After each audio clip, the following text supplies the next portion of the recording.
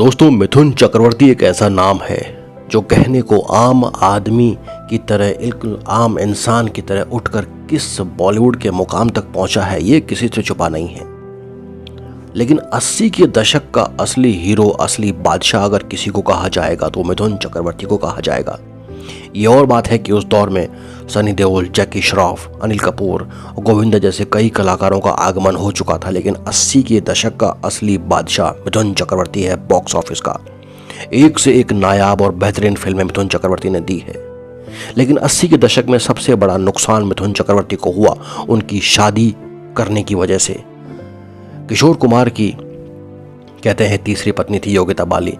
योगिता बाली का उनसे मनमुटाव हुआ और एक फिल्म की शूटिंग के दौरान मिथुन चक्रवर्ती से जब बातचीत हुई, दोनों के विचार मिले तो दोनों ने शादी करने का फैसला किया। योगिता बाली ने किशोर कुमार को तलाक देकर मिथुन चक्रवर्ती से शादी कर ली। लेकिन मिथुन चक्रवर्ती का ये वैवाहिक जीवन बॉलीवुड में सबसे पहली बुराई वाली कील साबित हुई कि मिथुन को बाइकआउट करो। किशोर कुमार ने मिथुन चक्रवर्ती के लिए गाने गाना बंद कर दिया और बड़े बड़े सिंगर्स की एक लॉबी होती है, सब ने लगभग मिथुन चक्रवर्ती को बाइकआउट कर दिया कि कोई भी बड़ा सिंगर, बड़ा म्यूजिक डायरेक्टर मिथुन चक्रवर्ती के लिए गाना नहीं बनाएगा, गाना नहीं गाएगा। लेकिन मिथुन चक्रवर्ती कहाँ डरने वाले थे। उन्होंने कई सारे नए म्यूजिक डायरेक्टर्स को ब्रेक दिया, नए सिंगर्स को ब्रेक दिया। ऐसे में एक आदमी जो मिथुन के साथ खड़ा रहा वो था बप्पी लहरी। बप्पी दा ने असली हिम्मत दिखाई और पूरी बॉलीवुड इंडस्ट्री से पंगा लेकर मिथुन का साथ दिया और मिथुन के लिए एक से एक नायाब गाने बनाए, गाने रचे, जिन्होंने मिथुन चक्रवर्ती को बादशाहत की कुर्सी तक पहुंचाया। नए सिंगर्स और नए म्यूजिक डायरेक्टर्स के दम पर भी अमिताभ बच्चन और विनोद खन्ना जैसे बड़े बड़े कलाकारों का जो उस वक्त दौर हुआ करता था, उन सबको दरकिनार करते हुए मिथुन ने अपनी जगह बनाई। काबिल तारीफ है। कितना मुश्किल होता है एक नए कलाकार का बॉलीवुड में जाना जिसका कोई भी फिल्मी बैकग्राउंड नहीं है। कितने बड़े बड़े लोगों के सिंहासन डोलते हैं और उनकी नाराजगी झेलनी पड़ती है। रास्ते में कांटे बिछाए जाते हैं, बहुत सारे कांटे बिछाए गए। विनोद खन्ना बड़ी आसानी से ओशो धाम भिजवा दिए गए। ये भी एक किसी बड़ी साजिश का हिस्सा थे जिनका पत्ता काट दिया गया। इतना आसान नहीं था इतने दमदार कलाकार को बॉलीवुड से हटाकर ओशो धाम भिजवाना। किसी न किसी की तो चाल थी, लेकिन ऐसी चाल मिथुन चक्रवर्ती के खिलाफ कामयाब नहीं हुई। 80 का दशक तो मिथुन चक्रवर्ती बहुत ही खूबसूरती से निकाल गए, लेकिन 90 के दशक तक आते आते अमिताभ बच्चन का पूरा सिंहासन डोल चुका था। उन्होंने सारे दाव पेच चल चुके थे। गंगा जमुना सरस्वती फिल्म में डांस का गाना भी मिथुन से लेकर अमिताभ बच्चन ने खुद पर पिक्चराइज कर लिया, ये सब जानते हैं। बहुत सारे सीन कटवाए गए, लेकिन क्या हुआ, दर्शकों ने एक सिरे से नकार दिया।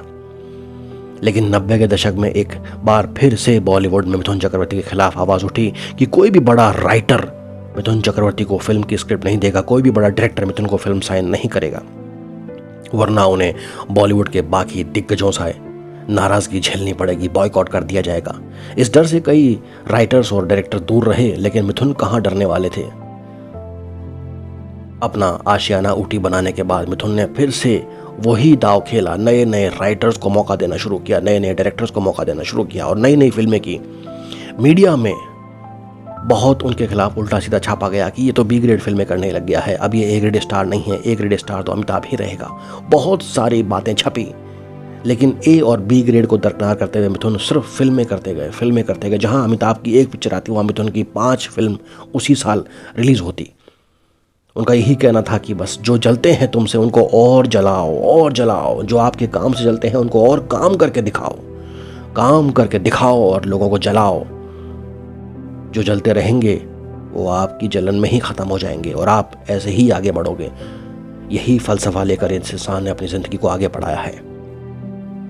कितना मुश्किल होता है बी ग्रेड की फिल्में करना और उनको रिलीज़ ही नहीं होने देना। लेकिन जनता का प्यार और जनता के दिलों में जगह जो बन चुकी है एक इंसान की, उसे कैसे हटाओगे।